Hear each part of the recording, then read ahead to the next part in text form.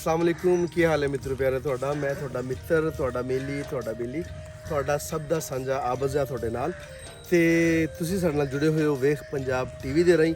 ਤੇ ਅੱਜ ਅਸੀਂ ਤੁਹਾਨੂੰ ਇੱਕ ਡੇਰੇ ਤੇ ਲੈ ਕੇ ਆਏ ਹਾਂ ਜਿੱਥੇ ਬਹੁਤ ਰਵਾਇਤੀ ਤਰੀਕੇ ਦੇ ਨਾਲ ਕੰਮ ਕੀਤਾ ਜਾਂਦਾ ਹੈ। ਤੁਹਾਡੇ ਸਾਹਮਣੇ ਬੌਲਦ ਨੇ ਢੱਗੇ ਵੀ ਇਹਨਾਂ ਨੂੰ ਕਿਹਾ ਜਾਂਦਾ ਕਿ ਵੇਲਣਾ ਜਿਹੜਾ ਉਹ ਢੱਗਿਆਂ ਦੇ ਨਾਲ ਚੱਲੇਗਾ। ਤੁਸੀਂ ਬਹੁਤ ਸਾਰੀ ਜਗ੍ਹਾ ਤੇ ਵੇਖਿਆ ਹੋਣਾ ਕਿ ਅੱਜ ਕੱਲ੍ਹ ਹਰ ਚੀਜ਼ ਜਿਵੇਂ ਮਾਡਰਨ ਹੋਈ ਹੈ ਤੇ ਸਾਇੰਸ ਨੇ ਤਰੱਕੀ ਕੀਤੀ ਹੈ ਤੇ ਉਵੇਂ ਲੋਕ ਜਿਹੜੇ ਉਹ ਪੀਟਰ ਵਾਲੀ ਸਾਈਡ ਤੇ ਪਹਿਲੇ ਆਏ, ਫਿਰ ਹੁਣ ਦੂਸਰੇ ਇੰਜਨ ਵਗੈਰਾ ਚੱਲਦੇ ਨੇ ਤੇ ਕੰਮ ਜ਼ਰਾ ਫਾਸਟ ਹੋ ਗਿਆ। ਲੋਕਾਂ ਨੇ ਆਪਣੇ ਆਪ ਨੂੰ ਥੋੜਾ ਜਿਹਾ ਸੋਲ ਕਰ ਲਿਆ ਤੇ ਚੀਜ਼ਾਂ ਜਿਹੜੀਆਂ ਨੇ ਉਹ ਸ਼ਾਰਟ ਕਰਨ ਦੇ ਚੱਕਰਾਂ ਦੇ ਵਿੱਚ। ਲੇਕਿਨ ਇੱਥੇ ਅੱਜ ਵੀ ਤੁਸੀਂ ਦੇਖੋ ਕਿ ਢੱਗੇ ਜਦੋਂ ਇਹਦੇ ਜੋਏ ਜਾਂਦੇ ਨੇ, ਕੀ ਕਹਿੰਦੇ ਨੇ ਜੀ ਇਹਨੂੰ ਜਿਹਦੇ ਜੋਈਦਾ ਢੱਗਿਆਂ ਨੂੰ? ਪੰਜਾਲੀ। ਢੱਗਿਆਂ ਨੂੰ ਜਦੋਂ ਪੰਜਾਲੀ ਦੇ ਵਿੱਚ ਜੋਇਆ ਜਾਂਦਾ ਤੇ ਇਹਨਾਂ ਦੀ ਅੱਖਾਂ ਤੇ ਖੋਪੇ ਲਾਏ ਜਾਂਦੇ ਨੇ। ਆਹ ਲੈਦਰ ਦੇ ਬਣੇ ਹੋਏ ਖੋਪੇ ਨੇ ਤੇ ਚਮੜੇ ਦੇ, ਉਹ ਨਹੀਂ ਲਾਏ ਜਾਣਗੇ ਤਾਂ ਕਿ ਇਹਨੂੰ ਨਜ਼ਰ ਨਾ ਆਵੇ ਤੇ ਘੁੰਮਦੇ ਰਹਿਣ। ਇਹਨਾਂ ਕੋਲੇ ਹੁਣ ਇੱਕ ਤਰੀਕਾਕਾਰ ਹੁੰਦਾ ਕਿ ਇਹਨਾਂ ਨੂੰ ਇਹਨਾਂ ਦੀ ਬੋਲੀ ਸਮਝਦੇ ਨੇ ਢੱਗੇ, ਇਹਨਾਂ ਦੀ ਆਵਾਜ਼ ਸਮਝਦੇ ਨੇ, ਇਹਨੂੰ ਸੁਣਦੇ ਨੇ। ਉਹ ਫਿਰ ਹੁਣ ਤੁਸੀਂ ਤੁਹਾਡੇ ਸਾਹਮਣੇ ਸੀ ਸਾਂਝਾ ਕਰਾਂਗੇ ਢੱਗੇ ਦੇ ਨਾਲ ਵੇਲਣਾ ਕਿਵੇਂ ਚੱਲੇਗਾ। ਲਓ ਜੀ ਮਿੱਤਰਾਂ ਪਿਆਰਿਓ, ਤੁਹਾਡੇ ਸਾਹਮਣੇ ਸਾਡੇ ਚੈਨਲ ਤੋਂ ਪਹਿਲੀ ਵਾਰੀ ਮਤਲਬ ਵੇਖ ਪੰਜਾਬ ਟੀਵੀ ਤੋਂ ਪਹਿਲੀ ਵਾਰੀ ਦਿਖਾਇਆ ਜਾ ਰਿਹਾ ਕਿ ਢੱਗਿਆਂ ਦੇ ਨਾਲ ਵੇਲਣਾ ਕਿਵੇਂ ਚਲਾਇਆ ਜਾਂਦਾ। ਲਓ ਜੀ ਉਹ ਵੇਲਣੇ ਵਾਲੀ ਸਾਈਡ ਤੇ ਵੀ ਜਰਾ ਥੋੜਾ ਜਿਹਾ ਤਵੱਜੋ ਦਿਓ। ਲਓ ਜੀ ਵੇਲਣਾ ਚੱਲਦਾ ਪਿਆ ਔਰ ਬਿਲਕੁਲ ਰਵਾਇਤੀ ਅੰਦਾਜ਼ ਦੇ ਨਾਲ ਜਿਵੇਂ ਅੱਜ ਤੋਂ ਕਈ ਵਰ੍ਹਿਆਂ ਪਹਿਲੇ, ਬਲਕਿ ਅਗਰ ਮੈਂ ਕਹਾਂਗਾ ਕਿ ਸਭ ਤੋਂ ਪਹਿਲੇ ਜਦੋਂ ਵੇਲਣੇ ਦਾ ਕੰਮ ਹੁੰਦਾ ਸੀ ਤੇ ਜਦੋਂ ਉਹਨਾਂ ਨੇ ਦੁੱਧ ਬਣਾਉਣਾ ਸ਼ੁਰੂ ਕੀਤਾ ਤੇ ਉਹ ਪਹਿਲਾ ਕੰਮ ਸੀ ਉਹ ਢੱਗੇ ਦੇ ਨਾਲ ਇੱਕ ਬਿਹਤਰੀਨ ਦੇਖਣ ਵਾਸਤੇ ਨਜ਼ਾਰਾ ਔਰ ਸੁਣਨ ਚ ਵੀ ਅਸੀਂ ਸੁਣਦੇ ਤਾਂ ਬਹੁਤ ਯਾਰ ਕਿ ਢੱਗਿਆਂ ਦੇ ਨਾਲ ਕਰਨਾ, ਲੇਕਿਨ ਵੇਖਿਆ ਬੜੇ ਅਰਸੇ ਤੋਂ ਬਾਅਦ। ਜਦ ਅਸੀਂ ਛੋਟੇ ਸਾਂ ਤੇ ਉਦੋਂ ਅਸੀਂ ਵੇਖਦੇ ਹੁੰਦੇ ਸਾਂ ਕਿ ਢੱਗੇ ਜੋਏ ਨੇ ਔਰ ਵੇਲਣਾ ਚੱਲ ਰਿਹਾ ਤੇ ਨਾਲ ਅੱਗੇ ਫਿਰ ਪੱਤ ਬਣ ਰਹੀ ਹੈ ਤੇ ਗੁੜ ਛੁੱਟ ਦੀ ਤਿਆਰੀ ਹੈ। ਲਿਆ ਨੇ ਛੇਤੀ ਲਿਆ, ਦੋ ਲਿਆ।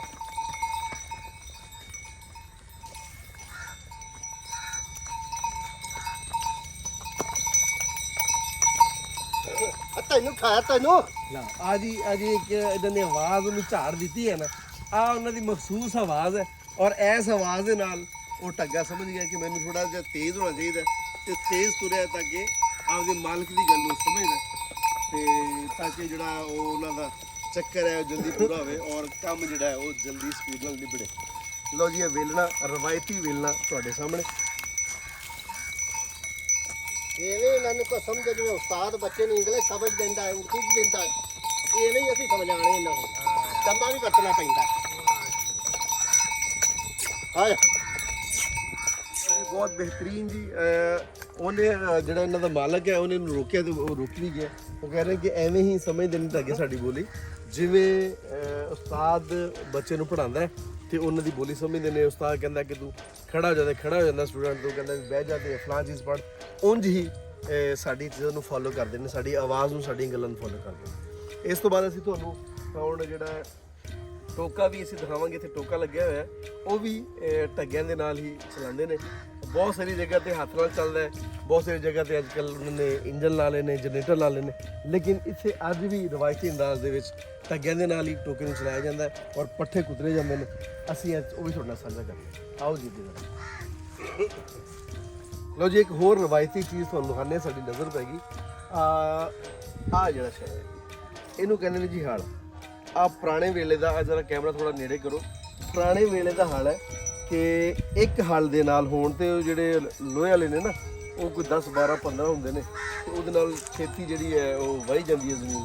ਇੱਕ ਹਲ ਦੇ ਨਾਲ ਕਿਸਾਨ ਜਿਹੜਾ ਹੈ ਉਹ ਸਵੇਰ ਤੋਂ ਲੱਗਦਾ ਸੀ ਤੇ ਸ਼ਾਮ ਤੱਕ ਕੋਈ ਬੜੀ ਮੁਸ਼ਕਲ ਨਾਲ ਮੇਰੇ ਖਿਆਲ ਦਵਾੜਾ ਕਰਦਾ ਹੋਣਾ।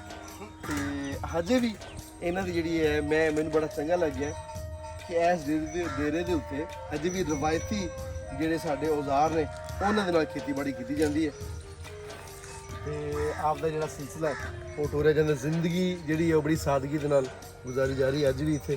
ਹੁਣ ਉਹ ਢੱਗੇ ਅਸੀਂ ਉੱਧਰ ਲੈ ਕੇ ਜਾ ਰਹੇ ਹਾਂ, ਹੁਣ ਇੱਥੇ ਢੱਗੇ ਜੋੜਨ ਲੱਗੇ ਨੇ। ਜਿਹੜੇ ਢੱਗੇ ਇਹਨਾਂ ਨੇ ਉੱਥੇ ਇਸਤੇਮਾਲ ਕੀਤੇ ਜਿਹਦੇ ਨਾਲ ਵੇਲਣਾ ਚਲਾਇਆ, ਉਹੀ ਢੱਗੇ ਇੱਥੇ ਲੈ ਕੇ ਆਏ। ਜੋੜੀ ਬੜੀ ਸੋਹਣੀ ਹੈ ਮਾਸ਼ਾਅੱਲਾ ਤੇ ਇਹਨੂੰ ਹੁਣ ਜੋੜਨਗੇ ਤੇ ਇਹਨਾਂ ਦੀ ਅੱਖਾਂ ਤੇ ਉੱਦਾਂ ਹੀ ਖੋਪੇ ਲਾਏ ਜਾਣਗੇ ਔਰ ਇੱਕ ਬੰਦਾ ਜਿਹੜਾ ਪਿੱਛੋਂ ਰੁੱਗ ਲਾਏਗਾ ਤੇ ਫਿਰ ਪੱਠੇ ਕੁਤਰੇ ਜਾਣਗੇ। ਮਤਲਬ ਇਨਸਾਨ ਦੀ ਅਕਲ ਜਿਹੜੀ ਹੈ ਉਹ ਵਸੀਹ ਬੇਸ਼ੱਕ ਹੁੰਦੀ ਰਹੀ ਹੈ ਅੱਲਾਹ ਤਾਲਾ ਨੇ ਉਹਦੇ 'ਚ ਬੜੀ ਵੁਸਅਤ ਦੇ ਦਿੱਤੀ, ਹਰ ਚੀਜ਼ ਉਹਨੇ ਆਜ਼ਾਦ ਕਰ ਲਈ ਹੈ। ਪਰ ਜਿਹੜੀ ਰਵਾਇਤੀ ਚੀਜ਼ਾਂ ਨੇ ਖੂਬਸੂਰਤੀ ਇਹਨਾਂ ਦੇ ਵਿੱਚ ਹੀ ਹੈ। ਆ ਤੁਸੀਂ ਤੁਹਾਡੇ ਸਾਹਮਣੇ ਹੁਣ ਅਸੀਂ ਸਾਂਝਾ ਕਰਦੇ ਹਾਂ ਕਿ ਜਦਾਂ ਢੱਗੇ ਚੱਲਣਗੇ ਔਰ ਟੋਕਾ ਚੱਲੇਗਾ, ਟੋਕੇ ਦੀ ਆਵਾਜ਼ ਜਿਹੜੀ ਹੈ ਉਹ ਵੀ ਬੜੀ ਬਿਹਤਰੀਨ ਹੈ, ਕੰਨਾਂ ਨੂੰ ਬੜੀ ਚੰਗੀ ਲੱਗਦੀ ਹੈ। ਇਧਰ ਜ਼ਰਾ ਢੱਗਿਆ ਤੇ ਇੱਕ ਵਾਰੀ ਕੈਮਰਾ ਮਾਰ ਕੇ ਫਿਰ ਜ਼ਰਾ ਮਸ਼ੀਨ ਵੱਲ ਲੈ ਕੇ ਆਇਆ ਜੀ। ਆ ਮੈਂ ਦੱਸਦਾ ਵੀ ਜਾਵਾਂ ਕਿ ਆ ਗਏ ਜੀ, ਆ ਗਏ ਇਹਦੇ ਵਿੱਚ ਕੋਈ ਥੋੜੇ ਜਿਹੇ ਗੰਨੇ ਵੀ ਹੈਗੇ ਨੇ ਤੇ ਆ ਇਹਨਾਂ ਦਾ ਪਿਆ ਸ਼ਟਾਲਾ ਤੇ ਇਹਨੂੰ ਮੇਰੇ ਖਿਆਲ ਇਹਨੂੰ ਮਿਕਸ ਕਰਨਾ ਜੀ, ਇਹਨੂੰ ਸ਼ਟਾਲੇ ਨੂੰ ਮਿਕਸ ਕਰਨਾ ਆਗ ਨੂੰ। ਲਓ ਜੀ ਮਿਕਸ ਕਰਨ ਗਿਆ, ਬੜੇ ਸ਼ੌਕ ਨਾਲ ਖਾਂਦੇ ਨੇ ਡੰਗਰ। ਲਓ ਜੀ ਚਲਾਓ ਜ਼ਰਾ ਇਹਨੂੰ, ਥੋੜਾ ਜਿਹਾ ਪਹਿਲੇ ਇਹਨੂੰ ਤਿੱਖਾ ਕੀਤਾ ਇਹਦੇ ਟੋਕੇ ਨੂੰ ਤੇ ਰੋਟੀ ਨਾਲ ਹੁਣ ਦਾ ਪਹਿਲੇ ਜਿੱਥੇ ਆਗ ਨਾਲ ਲੱਗੇ ਨੇ ਤੇ ਉਸ ਤੋਂ ਬਾਅਦ ਨਾਲ ਮਸਾਲਾ ਮਿਕਸ ਕਰਕੇ ਤੇ ਬਿਹਤਰੀਨ ਜਿਹੜਾ ਸਾਰਾ ਤਿਆਰ ਕੀਤਾ ਜਾਏਗਾ। ਇੱਕ ਹੋਰ ਤੁਹਾਨੂੰ ਅਸੀਂ ਸੰਦ ਦਿਖਾਵਾਂਗੇ ਥੋੜੀ ਦੇਰ ਤੋਂ ਬਾਅਦ, ਲੇਕਿਨ ਉਹ ਪਹਿਲੇ ਤੁਸੀਂ ਇਹਨੂੰ ਵੇਖੋ, ਇਹਦਾ ਨਜ਼ਾਰਾ ਲਓ, ਇਹ ਕਸ ਲਓ ਤੇ ਉਸ ਤੋਂ ਬਾਅਦ ਫਿਰ ਅਗਲੀ ਗੱਲ ਕਰਨੀ। ਲਓ ਜੀ ਰੁੱਗ ਲੱਗ ਗਿਆ ਪੱਠਿਆਂ ਦਾ ਤੇ ਹੁਣੇ ਭਾਈ ਉਹਨਾਂ ਨੇ ਸਿਗਨਲ ਦੇਣਾ, ਜਿਵੇਂ ਉਹ ਸਿਗਨਲ ਨਹੀਂ ਦੇ ਟ੍ਰੇਨ ਵਾਲੇ ਨੂੰ ਝੰਡੀ ਵਿਖਾਉਂਦੇ ਨੇ, ਨਾਲ ਹੀ ਤੁਰ ਪੈਂਦੀ ਟ੍ਰੇਨ ਤੇ ਐਵੇਂ ਇਹਨਾਂ ਨੇ ਉਹਨੂੰ ਸਿਗਨਲ ਖੋਪੇ ਲੱਗ ਗਏ ਨੇ, ਇੱਕ ਦੇ ਬੰਨ੍ਹ ਦਿੱਤੇ ਨੇ ਖੋਪੇ ਤੇ ਦੂਜੇ ਦੇ ਲੱਗਣੇ ਨੇ।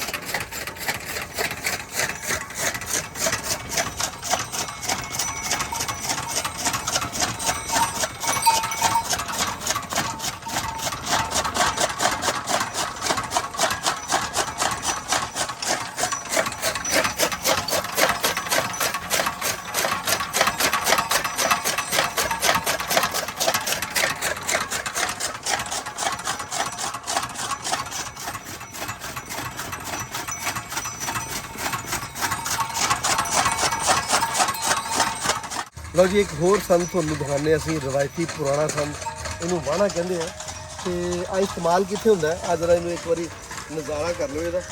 ਤੇ ਇਹਨੂੰ ਇਸਤੇਮਾਲ ਕਿੱਥੇ ਕੀਤਾ ਜਾਂਦਾ ਕਿ ਖੋਤੇ ਦੇ ਉੱਤੇ ਇਹਨੂੰ ਰੱਖਿਆ ਜਾਂਦਾ, ਫਿਰ ਇਹ ਦੋਨਾਂ ਪਾਸਿਆਂ ਤੇ, ਇੱਕ ਆਹ ਸਾਈਡ ਹੈ ਤੇ ਇੱਕ ਜਿਹੜੀ ਇਹ ਸਾਈਡ ਹੈ, ਦੋਨਾਂ ਸਾਈਡਾਂ ਦੇ ਇਹਦੇ ਪੱਠੇ ਰੱਖੇ ਜਾਂਦੇ ਨੇ। ਔਰ ਇਹਦਾ ਫਾਇਦਾ ਇਹ ਵੇ ਕਿ ਇਹਨੂੰ ਜਿਵੇਂ ਮਰਜ਼ੀ ਤੁਸੀਂ ਡਾਂਡੇ ਮਿੰਡੇ ਨਾ ਤੁਸੀਂ ਉਹ ਵੱਟਾਂ ਦੀ ਉੱਤੋਂ ਦੀ ਲੈ ਆਓ, ਕੋਈ ਮਸਲਾ ਨਹੀਂ। ਜਿੱਥੇ ਤੁਹਾਡਾ ਮੋਟਰਸਾਈਕਲ ਨਹੀਂ ਜਾ ਸਕਦਾ, ਤੁਹਾਡਾ ਟਰੈਕਟਰ ਨਹੀਂ ਜਾ ਸਕਦਾ ਪੱਠਿਆਂ ਵਾਸਤੇ, ਜਾਂ ਰੇਹੜੀ ਨਹੀਂ ਜਾ ਸਕਦੀ, ਉਹ ਇਹਦੇ ਤੇ ਚੰਗੇ ਭਲੇ ਪੱਠੇ ਆਏ ਨੇ। ਹੁਣ ਜਿਹੜੇ ਇਹਨਾਂ ਨੇ ਆਗ ਰੱਖੇ ਹੋਏ ਸੀ ਪੱਠਿਆਂ ਦੇ ਵਾਸਤੇ, ਉਹ ਇਹਦੇ ਉੱਤੇ ਹੀ ਲੱਦ ਕੇ ਲੈ ਕੇ ਆਏ ਤੇ ਇਹਨੂੰ ਜਦੋਂ ਖਾਲੀ ਕੀਤਾ ਤਾਂ ਮੈਂ ਕਿਹਾ ਵੀ ਇਹ ਤਾਂ ਬੜੀ ਕਮਾਲ ਦੀ ਚੀਜ਼ ਨਿਕਲ ਆਈ, ਪੁਰਾਣੀ ਸ਼ੈ। ਹੁਣ ਚੀਜ਼ਾਂ ਅਸਲ 'ਚ ਮੁੱਕਦੀਆਂ ਜਾਂਦੀਆਂ ਨੇ। ਸ਼ਾਇਦ ਅਸੀਂ ਇਹ ਸਮਝਦੇ ਹਾਂ ਕਿ ਤਰੱਕੀ ਕਰ ਲਈ ਹੈ, ਪਰ ਸਾਡੇ ਜਿਹੜੀ ਅਸਲ ਸਾਡਾ ਜਿਹੜਾ ਵਿਰਸਾ ਹੈ, ਜਿਹੜੀਆਂ ਸਾਡੀ ਵਿਰਾਸਤ ਵਾਲੀਆਂ ਚੀਜ਼ਾਂ ਨੇ, ਉਹਨਾਂ ਨੂੰ ਅਸੀਂ ਖੁੱਡੇ ਲੈਣ ਲਾਤਾ ਹੈ। ਤੇ ਜਿਹੜੇ ਲੋਕ ਇਹਨਾਂ ਨੂੰ ਸਾਂਭ ਕੇ ਰੱਖਦੇ ਨੇ, ਆਪਣੇ ਵਿਰਸੇ ਨੂੰ ਸੰਭਾਲ ਕੇ ਰੱਖਦੇ ਨੇ, ਤੇ ਤੁਸੀਂ ਕਰੋ, ਤਰੱਕੀ ਕਰੋ। ਤਰੱਕੀ ਕਰਨਾ ਮਾੜੀ ਗੱਲ ਨਹੀਂ ਹੈ। ਤੁਸੀਂ ਨਵੇਂ ਔਜ਼ਾਰ ਲੈ ਕੇ ਆਓ, ਨਵੇਂ ਔਜ਼ਾਰਾਂ ਦੇ ਨਾਲ ਤੁਸੀਂ ਖੇਤੀਬਾੜੀ ਕਰੋ, ਤਰੱਕੀ ਕਰੋ। ਪਰ ਤੁਹਾਨੂੰ ਜਿਹੜਾ ਹੈ, ਜਿਹੜੇ ਤੁਹਾਡੇ ਪੁਰਾਣੇ ਤਾਰੀਖੀ ਚੀਜ਼ਾਂ ਸੀ, ਉਹਨਾਂ ਨੂੰ ਵੀ ਸਾਂਭ ਕੇ ਰੱਖਣਾ ਚਾਹੀਦਾ ਹੈ। ਔਰ ਉਹਨਾਂ ਦੇ ਨਾਲ ਜੇ ਤੁਸੀਂ ਜੁੜੇ ਰਹੋਗੇ, ਕਿਉਂਕਿ ਸਾਡੀ ਜਿਹੜੀ ਅਗਲੀ ਆਉਣ ਵਾਲੀ ਪੀੜ੍ਹੀ ਹੈ ਪੰਜਾਬ ਦੀ ਖਾਸ ਤੌਰ 'ਤੇ, ਉਹਨਾਂ ਨੂੰ ਪਤਾ ਹੋਣਾ ਚਾਹੀਦਾ ਕਿ ਸਾਡੇ ਪੁਰਖਾਂ ਨੇ ਕਿੰਨੀਆਂ ਮਿਹਨਤਾਂ ਕੀਤੀਆਂ, ਕਿੰਨੀ ਔਖੀ ਜ਼ਿੰਦਗੀ ਗੁਜ਼ਾਰੀ ਹੈ, ਕਿੰਨੀ ਮਿਹਨਤ ਤੇ ਮੁਸ਼ੱਕਤ ਦੇ ਨਾਲ ਉਹ ਆਪਣਾ ਗੁਜ਼ਾਰਾ ਕਰਦੇ ਸਨ, ਔਰ ਕਿੰਨੀ ਮਿਹਨਤ ਨਾਲ ਅਸੀਂ ਇਸ ਤੱਕ ਪਹੁੰਚੇ ਹਾਂ। ਲਓ ਜੀ ਮਿੱਤਰੋ ਪਿਆਰਿਓ, ਇਹਦੇ ਨਾਲ ਹੀ ਅੱਜ ਦੇ ਪ੍ਰੋਗਰਾਮ ਨੂੰ ਮੁਕਾਉਂਦੇ ਹਾਂ। ਤੇ ਮੇਰੀ ਸਿਰਫ ਇੱਕ ਤੁਹਾਡੇ ਅੱਗੇ ਬੇਨਤੀ ਹੈ ਕਿ ਆਪਣੀ ਨੇਚਰ ਦੇ ਨਾਲ ਜੁੜੇ ਰਹੋ, ਆਪਣੇ ਪੁਰਖਾਂ ਦੇ ਨਾਲ ਜੁੜੇ ਰਹੋ। ਜੇ ਤੁਸੀਂ ਆਪਦੇ ਪੁਰਖਾਂ ਦੇ ਨਾਲ ਜੁੜੇ ਰਹੋਗੇ, ਜੇ ਤੁਸੀਂ ਆਪਣੀ ਰਵਾਇਤ ਨਾਲ ਜੁੜੇ ਰਹੋਗੇ, ਤੇ ਤੁਸੀਂ ਹਮੇਸ਼ਾ ਜ਼ਿੰਦਾ ਕੌਮ ਦੀ ਤਰ੍ਹਾਂ ਰਹੋਗੇ, ਤੁਸੀਂ ਹਮੇਸ਼ਾ ਜਾਣੇ ਜਾਂਦੇ ਰਹੋਗੇ, ਤੁਹਾਨੂੰ ਹਮੇਸ਼ਾ ਲੋਕ ਫਾਲੋ ਕਰਦੇ ਰਹਿਣਗੇ ਤੇ ਤੁਹਾਡੇ ਉੱਤੇ ਵੱਡੀਆਂ ਵੱਡੀਆਂ ਕਿਤਾਬਾਂ ਲਿਖਦੇ ਰਹਿਣਗੇ, ਤੁਹਾਡੇ ਉੱਤੇ ਸਿਲੇਬਸ ਲਿਖੇ ਜਾਣਗੇ, ਤੁਹਾਨੂੰ ਪੜ੍ਹਾਇਆ ਜਾਏਗਾ ਜੇ ਤੁਸੀਂ ਆਪਦੀ ਰਵਾਇਤ ਨਾਲ ਜੁੜੇ ਰਹੋਗੇ।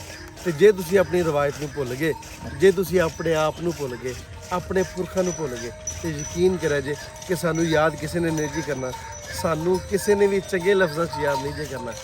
ਇਸ ਲਈ ਆਪਣੀ ਹੋਂਦ ਲਈ, ਆਪਣੇ ਬਕਾਇਆ ਰਹਿਣ ਲਈ, ਆਪਣੇ ਅਮਰ ਹੋਣ ਲਈ ਤੁਹਾਨੂੰ ਇਹ ਸਾਰੀਆਂ ਚੀਜ਼ਾਂ ਕਰਨੀਆਂ ਪੈਣੀਆਂ ਨੇ। ਸ਼ਾਇਦ ਤੁਹਾਨੂੰ ਅੱਜ ਗੱਲ ਸਮਝ ਨਾ ਆਵੇ, ਲੇਕਿਨ ਆਉਣ ਵਾਲੇ ਟਾਈਮ ਕੋਈ ਇੱਕ ਵੇਲਾ ਐਸਾ ਜ਼ਰੂਰ ਆਏਗਾ ਜਦ ਤੁਸੀਂ ਕਹੋਗੇ ਕਿ ਆਬਲ ਜਿਹਾ ਸੱਚੀ ਗੱਲ ਕਰ ਰਿਹਾ ਸੀ। ਲਓ ਜੀ, ਫਿਰ ਦਿਓ ਇਜਾਜ਼ਤ। ਆਪਣਾ ਤੇ ਆਪਣਿਆਂ ਦੇ ਰੱਖਿਆ ਜੇ ਢੇਰ ਸਾਰਾ ਖਿਆਲ। ਮੇਰਾ ਪਿਆਰ, ਮੇਰੀਆਂ ਮੁਹੱਬਤਾਂ ਤੁਹਾਡੇ ਸਾਰਿਆਂ ਦੇ ਨਾਲ। ਜਿਉਂਦੇ ਵਸੋ ਤੇ ਖਿੜਖਿੜ ਹੱਸੋ। ਰੱਬ ਰੱਖਾ।